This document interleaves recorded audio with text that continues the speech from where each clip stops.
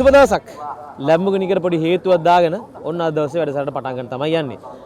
මේ වෙලාව ජපානයේ නම් උදෑසන 4 පවන ඇති. ඒ ඉඳ බොහොම සීතල කාලගුණයක් පවතින්නේ. ජර්සි අඳන් හිටියට ඒවට වෘතු දෙන්නේ නැහැ මේ සීතල. අද ජපානයේ සුසුකා ධාවන පතේ තරගයේ දෙවන දිනය. අද දවසේ බොහොම වැදගත් ඩිලන්ත මාලගමුවට ඊයේ පැවති තරගෙන් ඔහු තමන්ගේ ශ්‍රේණියේ 3 වන ස්ථානය ඒ වගේම සමස්ත තරගාවලියේ 3 වන ස්ථානය දිනාගත්තා. අද අපි විශ්වාස කරනවා මේ වැසිබර කාලගුණ යටතේ ඔහුට කෙසේ හෝ අද දවසේ ප්‍රථම ස්ථානය ලබා ගන්න පුළුවන් වෙයි කියලා. ඉතින් මේ ආරම්භ කරන්නේ ඔබේ ආදරණීය වැඩසටහන Racing Life with ඩිලන්ත මාලගමුව.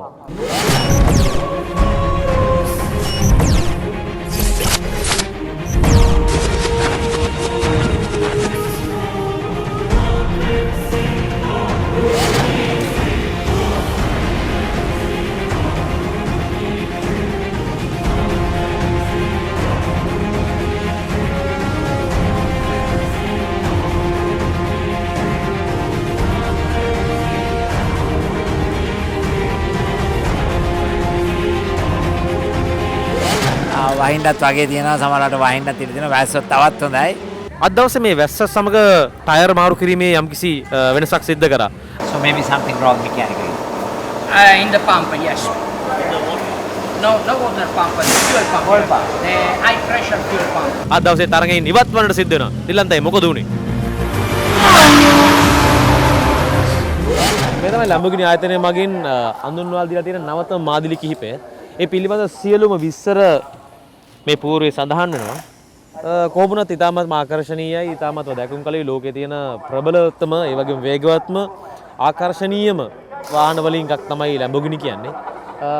ලංකාවෙත් නිතරම කතා බහට ලක් වුණ වාහනයක් තමයි ලැම්බෝගිනි. බොහොම පෙරලි වලට මඟ පාදපු වාහනයක්.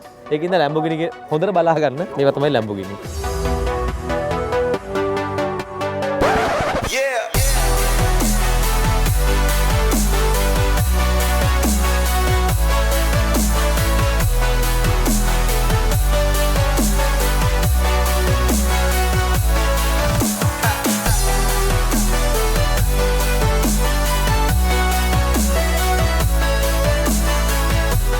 හරි අපූර්ව රථයක්. මේ වගේ කන්වර්ටබල් කාර් එකක් තිබ්බනම් ඉතින් නේ අවස් සරුවේ පොඩ්ඩක් තනිව හෝ යුගලයක් වශයෙන් යන්න තිබ්බා අපූර්ව ගමනක්. ආසයි ඒත් ඉතින් ටිකක් බයයි වගේ මෙහෙම කාර් එකක යන්න. මොකද දැක්කහමත් අත තියන්නත් බය හිතෙනවා. ඒ තරමටම හරි අපූර්ව නිර්මාණයක්. මම හිතන්නේ ඇහැට ප්‍රිය දර්ශනයක් මේ ලැම්බෝගිනි අලුත්ම මාදිලිය.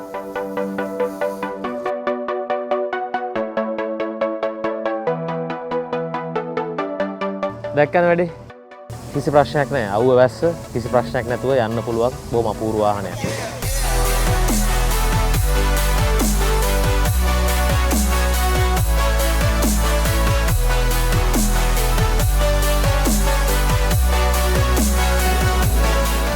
සුසුකා ධාවන පතේ දෙවන දිනය උදේ පාන්දර මොන ඩිලන්ත මාලගමුව අල්ලගත්තා. ඊයේ දවසේ කෑම වලින් කිසි අවුලක් වුණේ නැහැ. තාම යහපත්ව සිටිනවා අමු මාළු කාලා. කොහොමද ඩිලන්තයි විශ්වාස කරලා කෑවා. ඉතින් වැඩි රහයි. අත්‍තරම රහයි. ජපානයේ දේශීය ආහාර නේද ඒවා? ඔය කට්ටිය හැමදාම වගේ මෙහෙ දැන් මම අවුරුදු 20ක් ඉද්දී ඕවා තමයි කෑවේ. ඉතින් කිසි කරදරයක් අකර වෙලා නැහැ. අර වැඩේ වෙලා තියෙන ලංකාවේ අර බඩට දැනෙන්න අපි අර තුන් වේලම බත් කාපු අපිට පොඩ්ඩක් අර ප්‍රමාණීය ප්‍රශ්නයක් තියෙන අපේ පෝෂණය මේ ආහාර හොඳයි. ඔව් හැබැයි මටත් ඉතින් මේ ජපානයේ ඉන්න කාලෙත් සුමාන දෙසක්වත් ලංකාව කෑම කෑවේ නැත්තම් හරියන්නේ. ඉතින් ඕන හදලා දෙනවා ලංකාව කෑමකින්ද ප්‍රශ්නයක් නැහැ. මේ ඔව් ඉතින් අද දැන් රේස් එක තව පොඩි වෙලාවකින් පටන් ගන්නවා. මේ රේස් එක අපිට ගොඩක් අවශ්‍යයි. මොකද අපි ශූරතාවේ දිනන්න එක රේස් එකක්වත් හැම රේස් එකෙම අපිට ලකුණු අවශ්‍ය වෙනවා. ඉතින් මේක ගොඩක් වැදගත්. දැන් උදේ පාන්දර ඉතින් තව අපිට පැය දෙක තුනක් තියෙනවා. මේ සුසුකා ධාවන පතේ ඔබට ප්‍රකාශ කරා මේ ධාවකයෙකු ධාවනය කරන්න කැමැතිම ධාවන පතයක් දිනන්න කැමැතිම ධාවන පතයක්. මොකද ඒ තරම්ම මේක හරි අමාරුයි කියලා. මොකක්ද ඒ කතාවයි?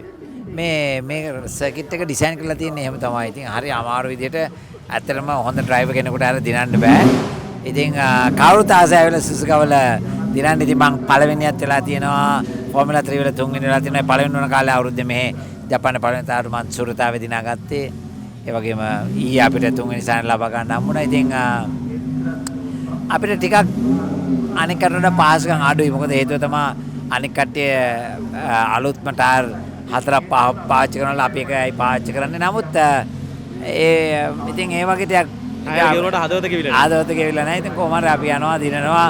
අපේ පුංචි ලංකාවේ නම ලංකාවේ අවශ්‍යයට අගයක් නැතුණාට අපේ නිහතමානී ශ්‍රී ලංකාවෙත් ලෝකෙට අපි කොහොම හරි ලංකාව කොඩිය ගෙන්නවා. ඇත්තටම මේක රට්ට හම්බෙන ජයග්‍රහණය. ඉතින් ඒ කට්ටිය ඔක්කොම මේ ගැන පොඩ්ඩක් හිතුවොත් අපේ ලංකාව තවත් මීටත් වඩා වෙනත් තැනක තියන්න පුළුවන්. නමුත් ඒක හමුනද අපේ ගමන අපි යනවා.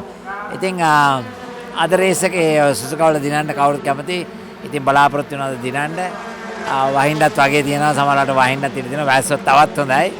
ඉතින් ඒ මොනවා වැස්ස ඔබට ආශිර්වාදයක් නේ. ඔව් වැස්සොත් මට අනික් කටට වඩා අපේ ඇඩ්වාන්ටේජ් එක වැඩි. වැස්ස හොඳට එලවන්න පුළුවන් ඉඳ. ඉතින් බලමු. ඒකයෙන් දුවන සිංහයෝ අපි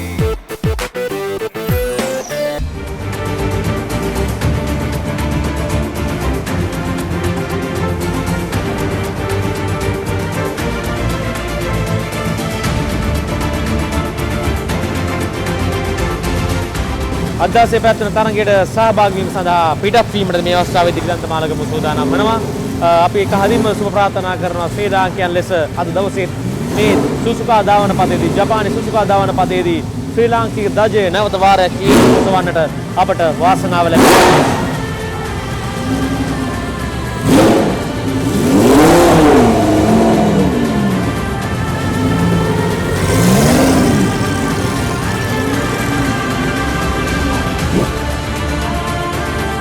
ධාවන පතේට මේ අවස්ථාවේදී පවතින මද වැසි සහිත කාලගුණයක්. මේ වැසි සහිත කාලගුණ හේතුවෙන් මුළු ධාවන පතේම තෙත් වෙලා තිබෙනවා. මේ తত্ত্বය සමහර ධාවකයන්ට ඉතාමත්ම අවාසිදායක තත්වයක් වුණත් පසුගිය වාර්තා හා සසදා බලනකොට දිලන්ත මාළගමට මේ තත්වය වාසිදායකයි. ඔහු මේ වැසි සහිත කාලගුණයන් වලදී ඉතාමත්ම හොඳින් ධාවනය කර ජයග්‍රහණය ලබලා තියෙනවා. අපි විශ්වාස කරනවා අද දවසේ ඒ වාසිය අරගෙන ඒ පිටියේ වාසිය අරගෙන ඔහු ජයග්‍රහණය කරා ගමන් කරයි කියලා. සාමාන්‍ය වියලි කාලගුණයන් වලදී භාවිතා කරන්නේ මෙන්න මේ ටයරය. නමුත් වැසි සහිත කාලගුණයන් වලදී තරංකරුවන් මෙන්න මේ කට්ට සහිත ටයරය භාවිතා කරනවා. නමුත් දැන්ට පවතින ගැටලුව තමයි පිටිය තෙත් වෙලා තිබුණත් වැස්ස නැහැ. එබ නිසා භාවිතා කරන්නේ කුමන ටයරයද යන්න. සියලුම වාහන මේ අවස්ථාවවලදී යහුසුලුව ටයර් මාරු කරමින් පවතිනවා. කට්ට සහිත ටයරය භාවිතා කිරීම වේගයට බලපාන නිසා මේ අවස්ථාවේදී තීරණයක් ගත යුතුයි භාවිතා කරන්නේ කුමන ටයරයද යන්න පිළිබඳව.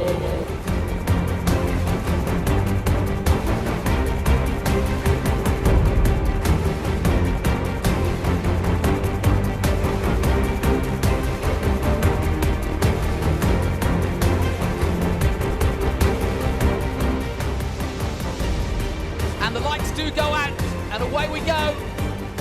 And it's side by side at the moment as we head down towards the first corner.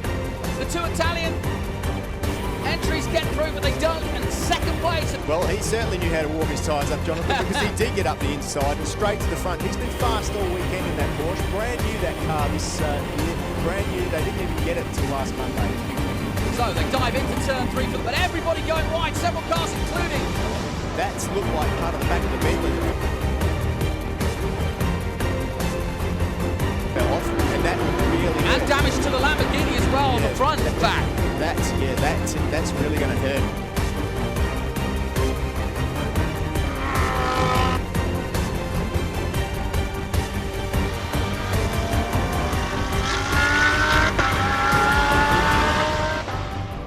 ඉතාමත්ම අවාසනාවන්ත කනගාටුදායක සිදුවීමක් සිද්ධ වුණා. ඩිලන් තමාලගමගේ රථයට ඉවත් වීමට සිද්ධ වෙනවා. තරගෙන් හේතුව තමයි මෝටර් රථයේ ඇවිත් තිබෙන යම්කිසි වූ කාර්මික දෝෂයක්. මේ කාර්මික දෝෂය හේතු කොටගෙන ඔහුට තරඟ බිමෙන් ඉවත් වීමට සිද්ධ වුණා. අපි ඩිලන් තමාලගමගෙන් දැනගමු කුමක්ද මෝටර් රථයට සිදු වුණේ කියලා.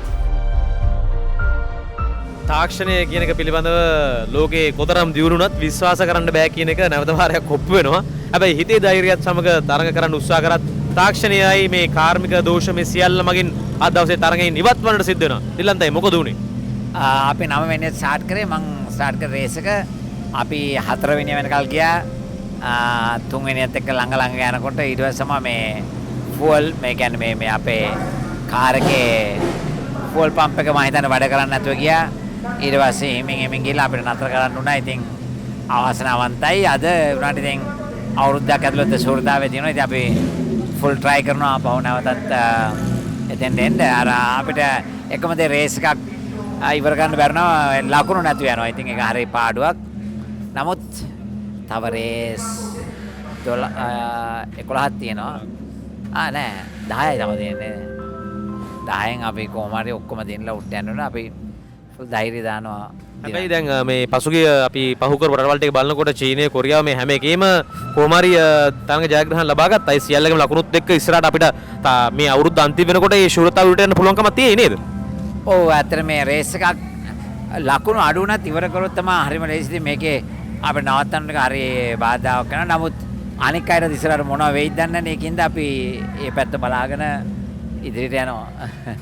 අනිවාර්යයෙන්ම අද දවසේ මේ වැස්ස සමග ටයර් මාරු කිරීමේ යම්කිසි වෙනසක් සිද්ධ කරා.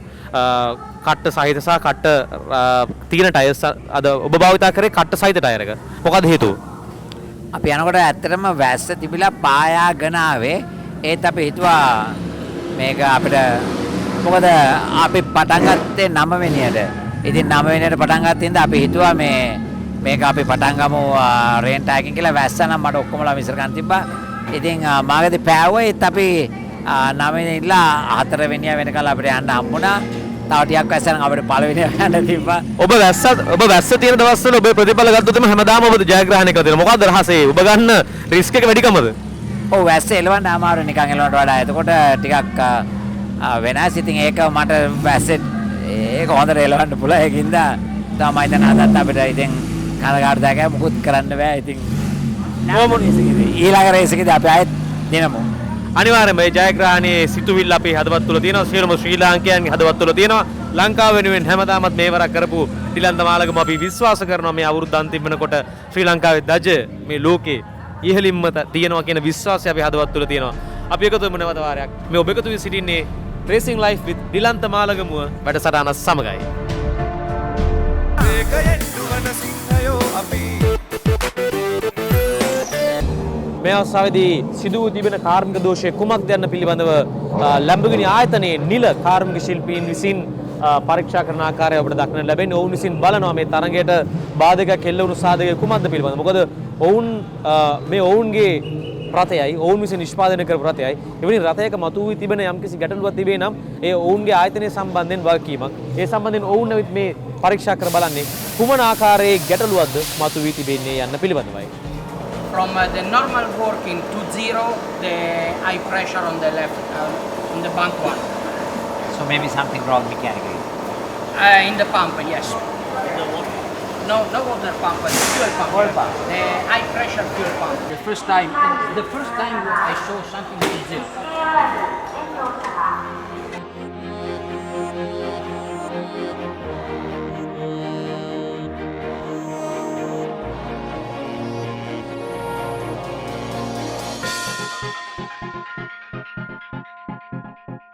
කියන බාර කට්ටියගේ නම් ටිකයි. මම සම්පත් ජයසිංහ. මම හිරන්ත විජය Bandara. I'm Jude Fernando. I'm Fazal. Wansar. හරි මේ ඔක්කොම අපේ ලංකාවේ සහෝදරයෝ මොවුන් කිසිම ಜಾති කුල ආගම් ભેදකින් තොරව මේ රටේ එකමුතුව ජීවත් වෙනවා. වෙසක් සමරනවා, අවුරුදු සමරනවා, නත්තල් සමරනවා, රාමසන් සමරනවා. ඒක තමයි වෙන්න ඕනේ. ඒ වගේම ලංකාව නියෝජනය කරන ඒ දාවන ශූරයා ඩිලන්ත මාලගමට සහයෝගය දක්වන්න තමයි අද මේ සියලු දෙනාම ආවේ. කට්ටිය වෙනුවෙන් සම්පත් අයියට දෙන්නම් වචනයක් කියන්න ඩිලන්ත අයියා ගැන. ඇත්තටම ජපානයේ කවුරු හරි ජපන් ජාතිකයෙකුණත් ඇහුවොත් ඩිලන්ත මාලේගමුව කිව්වහම අහනවා ලංකාවේද කියලා. එතනින් එහාට කියන්න දෙයක් නැහැ. අපි ජේ.ආර්. ජයවර්ධන මහත්තයාට පස්සේ මම හිතන්නේ ජපානයේ ප්‍රසිද්ධ වෙච්ච අදට ඉන්න එකම එක්කෙනා මම හිතන්නේ මුළු ලෝකෙම ආසියාවෙම. ඉතින් හරීම සන්තෝෂයි මේකට ඉදිරිපත්ලා අපි ජපානයේ නගොයා නගරයේ. ඉතින් මෙතනින් එහාටත් කියන්න තියෙන්නේ ඩිලාන් ගෝ කියලා තමයි. මෙයාගේ අදිෂ්ඨානයේ මම කොහොම හරි රේස් දිනනවා. දිනලා ලංකාවේ නම සහ ලංකාවේ කොඩිය තමයි යාගේ ප්‍රධානම තිබුණේ. හැබැයි මේකට මෙයාට ගොඩාක් මහන්සි වෙන්න වුණා. ඒ මුල් කාලේ කවුරුත් අත දෙන්නේ නැහැ. තනියම සල්ලි හම්බ කරලා කන්ටේනර් තනියම ගහලා බයිසිකල් පටවලා විදේශිකෝ මේ දාන ඒව සමහර අර අපේ පාටට සැලකීම අඩු තියෙනවා මෙහෙදී. එතකොට මෙයා හොඳට ඉන්නවා දැක්කම අරගොල්ලන්ට ඉරිසියාව කියන එක තියෙනවා. ඒ ඉරිසියාව තියෙන්නේ නැති කිරීමේ අරමුණින් නෙවෙයි අපේ ලංකාවේ වගේ ඉරිසියාවනේ ඒගොල්ලන්ට නිකන් පොඩි ජෙලස් එකක් තියෙනවා මූ කොහොමද මෙහෙම ආවේ මෙතනට අපි මේ ඉද්දි අපිට බැරුව මෙයා කොහොමද මෙහෙම වෙන්නේ කියන එකනේ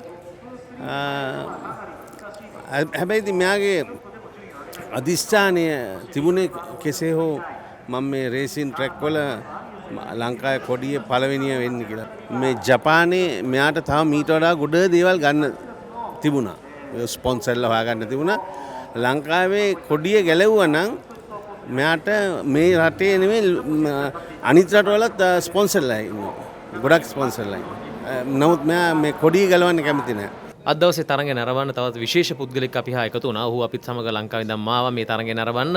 ඒ වෙන කවුරුත් නෙමෙයි ආශාන් සිල්වා. ආශාන් සිල්වා කියන්නේ ලංකාවේ ඉන්න අංකකේ සුපිරි මෝටර රථ ධාවකෙක්. මම දැන් ඩිලන්ත මාළගමලගේ පසු පරම්පරාවේ ගැන කතා කරනකොට ආශාන්ලා ගැන තමයි බලාපොරොත්තු තියාගන්නට පුළුවන්. ඉතින් ඒ වගේම ආශාන් ඩිලන්ත මාළගම රථ සහයෝගය දක්වන්න ඔහුත් ලංකාවේ ඉඳන් ආවා. ආශාන් බොහොම ආදරෙන් පිළිගන්නවා රේසින් ලයිෆ් ඩිලන්ත මාළගම වැඩසටහනට. ආශාන් කියන්නකෝ මොනවද මේ ළඟදී ඔබ ලබාගත ජයග්‍රහණ? මම ලබාගත ජයග්‍රහණ ගිය අවුරුද්දේ මම SLGT ක්ලාස් එකේ පැදලා ඒ ජොනතා 4ම දිනා ගත්තා. ආශාන් ඔබ කොහොමද දකින්නේ ඩිලන්ත මාළගම කියන අවුරුදු 36ක 37ක අත්දැකීම් ප්‍රමාණයක් තියෙන දාවකෙක්. අද වෙනකොටත් ඔහු ජයග්‍රහණය සමගින් තමයි මේ තරඟය උනත් අවසන් කරේ. ඉතින් මේ ගැන හිතනකොට මොකද හිතෙන්නේ ඩිලන්ත මාළගම ගැන? තරඟකරුවෙක් ලෙස නැත්නම් දාවකයෙකු ලෙස ඔබ ඔහු දකින්නේ කොහොමද? ඇත්තටම දිලන්ත අයියා ගැන කියද්දී දිලන්ත අයියාගේ දිලන්ත අයියා කියලා තියෙන කතා අහද්දී ඒ කියන්නේ එයා රේසින් වලට ඇවිල්ලා තියෙන හැටි අහද්දී ඒ කියන්නේ අපිට අපි ඒ කියන්නේ අපේ උනත් මාහරි දෙයක් කරන්න ගිහිල්ලා ඒකට පසුබෑමක් තිබ්බත් එයාගේ කතා ඇහුවම අපිට මාර මොටිවේෂන් එකක් ලැබෙන්නේ ඉස්සරහට යන මොකද එයා කවදාවත් එයාගේ ජීවිතය ගිව් අප් කරලා නැහැ එයා කොහොම හරි එයාගේ අවශ්‍ය තැනට එයා අද ඇවිල්ලා තියෙනවා ඒ කියන්නේ ඉස්සර ඉඳලම එයා පොඩි බයිසිකල් වලින් පටන් අරගෙන ඒ කියන්නේ එයාගේ ගමන කොච්චර අමාරු වුණත් එයා එයාගේ ටාගට් එකට එයා ගිහිල්ලා තියෙනවා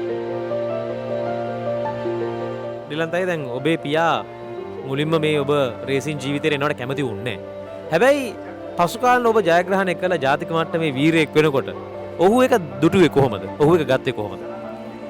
ගත්ත කියන්නේ කවදාවත් මාත් එක්ක කතා කරන්නේ නැහැ. හරිම කතා කරන්නේ බහින්න විතරයි. ඉතින් එහෙම ගණන් ගත්තේම නැහැ. ඉතින් මාත් එක්ක ඒ ගැන කතා කරන්නේ. ඉතින් මම මොන හරි කිව්වම මම කියලා කවුද රේස් කරන්න කිව්වේ? කරා නම් ඉතින් මාත් යාගේ මං ගෙදරින් පිටත් හිතාගත්තා කවදාවත් මේ අප්පච්චිගෙන් සල්ලි ගන්න නැහැ. හැමදේම මම තනියම කරන්න කියලා. ඉතින් කවදාවත් මට ඒ ගැන අගය කරලා කතා කරලා නැහැ. එකම වැඩේ අප්පච්චි මැරුණාම මම අම්මත් එක්ක අප්පච්චිගේ කබඩ් එක කරලා අප්පච්චි ඒ අපච්චිට වෙනම කාමරයක් තිබ්බයි ආයේ දේශපාලන කරපින්ද ඉතින් අපි ගිහලා මම ඉතින් ඔක්කොම ඉතින් මම සමහරලාට ගොඩාක් ජපානයේ ඉන්නකොට මම ඔර්ලෝසු අරම තෑයි ගෙනල්ලා දෙනවා කවදාවත් ඒවා අඳිනවා මම දැකලා නැහැ මම හිතාගත්තා එයාගේ හැරි තමයි මම වගේ කාටවත් දෙනවා මම හිතා මේවා ඔක්කොම දීලා ඉතින් කාට හරි කියලා ඉතින් අපච්චි මරුණා මං ගිහලා අම්මත් එක්ක වල අපේ අපච්චිගේ කබඩ් ඇරලා අපච්චිගේ ඩෙස්ක් එක ඇරලා ඉතින් බලපුවාම අර මං අරන් තිබ්බ ඔර්ලෝසු ඔක්කොම තියලා තිබ්බා ඊට පල්ලෙහාන් මගේ හැම රේස් එකම පේපර් කටින්ග්ස් ඔක්කොම කපලා තියාගත්තා. ඉතින් ඒ අර ඒක ආදරෙන් කරුවට මම හිතන්නේ කියන්න තේරුන්නේ නැහැ ඒක මොකද අපි දෙන්න හැම වෙලෙම චැලෙන්ජ් එකක් දෙන්නට. ඉතින් ඒකින්ද කියා ගන්න බැරුණාට මම හිතන්නේ අදත් ඔය ජීවිතේ අතර නැතුණාට ඔව් ඒ තුල ජීවත් වෙනවා. අනිවාර්යයෙන්ම තාත්තා කෙනෙක්ගේ ආදරය කියන්නේ ඒ වගේ දෙයක්. කියන්න බැරි වුණත් ඒ ආදරේ හදවතේ තිබිලා. ඒ ආදරය සමග තමයි මේ වගේ ජාතික වීරයෙක් බිවුනේ. ඔබ මේකතු සිටින්නේ රේසින් ලයිෆ් විත් දිලන්ත මාළගම වැඩසටහන සමගයි. තායිලන්තයේ පළවෙනි දවස මම හිතන්නේ සෑහෙන අවදානමක් ගත්තා. ජීවිත අවදානම සහිතව තරඟ කළ තරඟයක් හැටියට නම් කරන්නට පුළුවන්. ඊයේ දවසේ සියලු ලෙඩ දුක් අද සාමාන්‍ය වෙලා ටිකක් hina වෙලා ඉන්න පුළුවන් තත්ත්වයක ඇවිල්ලා තියෙනවා. ඩිලන්තේ කොහොමද දැන් තත්ත්වේ? ඊට වඩා ගොඩක් හොඳයි. ඊට වඩා 150ක් විතර හොඳයි. ඒකින්ද මම හිතනවා අද හොඳ රේස් එකක් කරන්න පුළුවන් කියලා.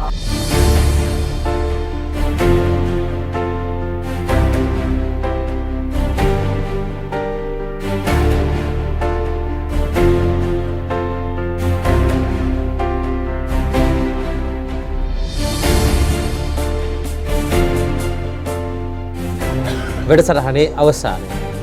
ජපානයේ ගත කරපු මේ සුන්දර දින කිහිපය මේ විදිහට අවසන් වෙනවා. ඊයේ තරගෙන් දිලන්ත මාළගමුව සමස්ත තරගාවලියේ තෙවන ස්ථානය ලබා ගත්තා. අද තරගයේ අවාසනාවන්ත විදිහට කාර්මික දෝෂයක් හේතුවෙන් තරගෙන් ඉවත් වන්නට සිදු වුණා. ඒ කොහොම වුණත් ඔහු තවමත් මේ තරගයේ පුරාවට ඉන්න සැබෑ වීරයෙක්. මේ අවුරුද්ද පුරා සියලු තරඟවල ලකුණු එකතු කළා අවසානයේ පවතින වූ තරඟයෙන් මම හිතනවා දිලන්ත මාලගමට අනිවාර්යයෙන්ම පුළුවන් වෙවි ලංකාවේ නම ජාත්‍යන්තරයේ ඉහළින්ම රඳවන්න. ඒ වගේම මතක් කරන්නටත් ඕනේ සුශාන්තිකා ජයසිංහට පුළුවන් වුණා නම් ලංකාවේ ක්‍රිකට් ක්‍රීඩාවට පුළුවන් වුණා නම් දිලන්ත මාලගමට පුළුවන් වුණා නම් ජාත්‍යන්තරය ජය ගන්න අපේ ලංකාවේ හැකියාව තියෙන ඔබටත් මේ රූපහානි ඉදිරියට වී සිටින ඔබටත් පුළුවන් ජාත්‍යන්තරය ජය ගන්න. ජාත්‍යන්තර ජය අරගෙන ලංකාවේ නම අපි ඉදිරියට පාරන් යන්න. ජාති භේද කුලමලාගම් ප්‍රශ්න නැති අපි එකම වර්ගයක්. ඒ ශ්‍රී ලංකාව. ලබන සතියේත් එකතු වෙමු. මේ රේසිං ලයිෆ් විත් දිලන්ත මාලගම. සුපිරි දාවකයෙකුගේ දිනපොත.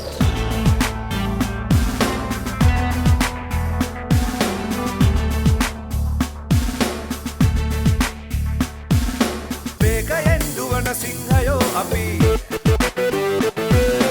හීනයෙන් පවා මව්බිමට වදී මව් පොළොවේ සුවඳ දැනෙනා ඒ සුළඟේ ජවය ගන්න